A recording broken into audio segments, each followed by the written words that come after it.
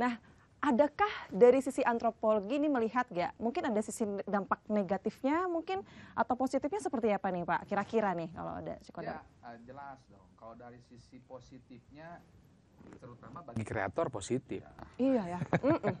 Kalau semua orang menjadi kreator kayak Cikodam dan laku kan lumayan ekonomi meningkat. Itu. Kalau saya sih melihat situ aja. Jadi kreativitas dalam menggunakan aplikasi itu sangat penting gitu ya. Agar kita tidak hanya diperbudak teknologinya, tapi kita memanfaatkan teknologinya. Hanya kembali bagaimana si kreator pun punya sisi edukasi ya. Punya ada kebertanggungjawaban kepada publik gitu ya. Ya artinya juga di sini mungkin lembaga-lembaga penyiaran atau apapun harus juga kontrol ya. Apakah dampak-dampak seperti Cikodam atau mungkin cek aura atau cek rezeki, cek apa itu juga sejauh mana punya dampak-dampak yang negatif atau positifnya. Kalau dari sisi positif yang lain saya kira bagaimana kita juga saya kira harus punya kesadaran bahwa hidup ini kan bukan hanya alam yang bersifat empirik saja, tapi juga kehidupan ini berada dan berkaitan dengan hal-hal yang bersifat entitas kegaiban, gitu kan. Dan dari situlah artinya harus ada kesadaran, jangan sampai segala sesuatu itu diukur dengan daya nalar logika biasa saja.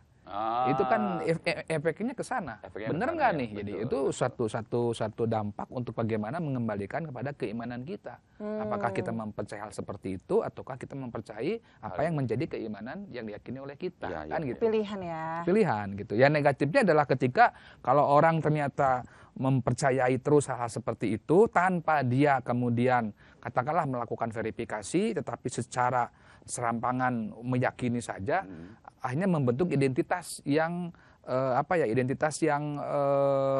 ya medsos. Jadi korban mode, korban medsos gitu kan.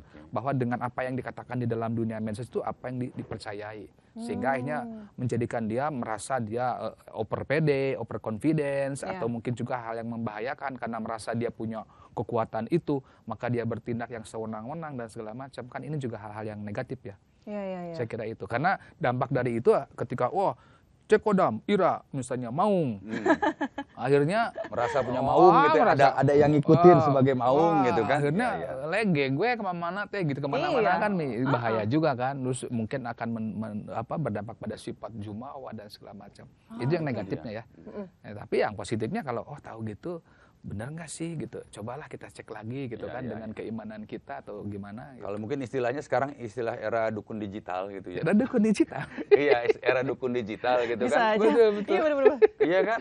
Iya, karena Cikodam itu kan tapi menariknya buat saya melihatnya gini Kang Ira. Apa ya? Fenomena ini kalau medsos seperti TikTok itu membanjiri kontennya dengan yang begitu, lama-lama orang akan berpengaruh.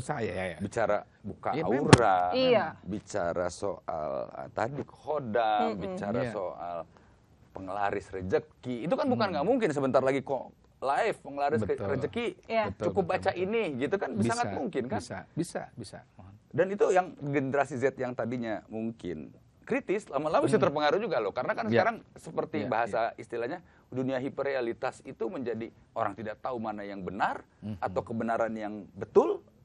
Karena kebenarannya sudah Iya, betul-betul Mas. Iya, dibenarkan dan dikreasikan menjadi benar gitu. Seolah-olah benar. Jadi kita tidak tahu mana yang benar. Ya itulah dampak-dampak dari medsos ya. Dampak dari medsos sebagai media sosial networking, sebagai media blog, microblog, atau mungkin sebagai media untuk ekonomi gitu ya dan segala macam.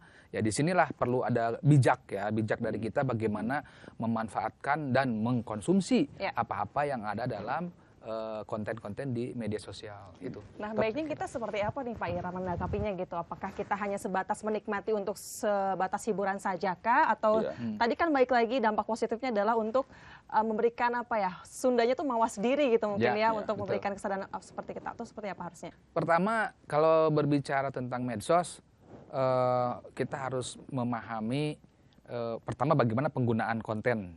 Ya, maksudnya memanfaatkan konten itu untuk apa? Saya melihat bahwa orang menggunakan konten dalam media sosial dan dalam perangkat digital, kayaknya umumnya saya lihat lebih kepada hiburan ya, lebih kepada hiburan gitu. pada tingkatan usia-usia tertentu dan pada kelompok-kelompok tertentu, maka gawai itu kan dimanfaatkan untuk kepentingan tertentu yang positif gitu ya. Tetapi berbicara konten-konten di dalam media sosial itu, saya kira umumnya orang lebih kepada hanya untuk menangkap informasi saja, gitu kan. Jadi maksud saya tidak perlu dicemaskan lebih jauh, karena disinilah perlunya satu pembentukan karakter orang Indonesia itu, bahwa yang menjadi filternya adalah bukan di dalam medianya, tetapi itu di yang perlu di individunya. Ya? Makanya hal ini juga berkaitan dengan bagaimana pengetahuan dunia medsos dikaitkan dengan kurikulum pendidikan sejak dini ya. Dari mulai katakanlah PAUD atau sampai perguruan tinggi dan segala macam, sehingga orang akhirnya bersahabat dengan medsos, artinya bagaimana memanfaatkan medsos atau konten-konten medsos itu dengan pengetahuan yang sudah bisa ngecek, oh ini lebih kepada hiburan, ini memang lebih pada konten edukasi, ini lebih kepada konten apa, yang tentunya harus di cross check ulang lagi pada kehidupan empiriknya, gitu, kebermanfaatannya atau mungkin dampak-dampak negatif yang dia rasakan.